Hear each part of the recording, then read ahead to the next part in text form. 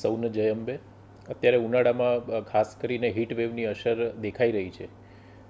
ત્યારે અંબાજી મંદિરે આવતા કોઈપણ માઈ ભક્તોને, શ્રદ્ધાળુઓને હીટ વેવની જે અસર છે એ નિવારી શકાય એના માટે મંદિર ટ્રસ્ટ દ્વારા વિશેષ વ્યવસ્થા કરવામાં આવી છે. સમગ્ર મંદિર પરિસર છે એમાં મંડપની વ્યવસ્થા કરવામાં આવી છે. આ ઉપરાંત 8 કરતાં વધારે જગ્યાએ ઠંડા પાણી મળી શકે તે માટે વોટર કુલર, સમગ્ર જે દર્શન પથ છે તેમાં વિશેષ એર કુલરની વ્યવસ્થા પણ કરવામાં આવી છે. આ ઉપરાંત બપોરના સમયે માઈ ભક્તો માટે ઠંડી છાશનું વિતરણ પણ ટ્રસ્ટ દ્વારા કરવામાં આવી રહ્યું છે.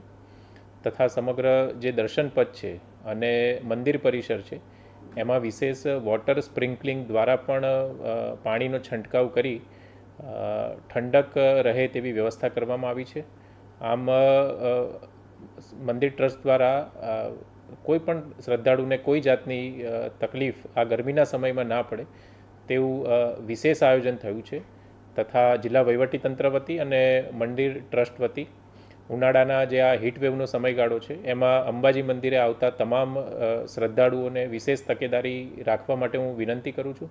ખાસ કરીને ગરમી તથા તડકામાં લાંબો સમય ઊભા ના રહીએ, છાંયડામાં ઊભા રહીએ, વારંવાર પાણી પીએ અને જો મંદિરમાં કોઈપણ જાતની મુશ્કેલી જણાય તો ત્યાંના જે સ્થાનિક તંત્ર છે તેનો અથવા મેડિકલ ટીમનો સંપર્ક કરીએ. ધન્યવાદ. જય અંબે.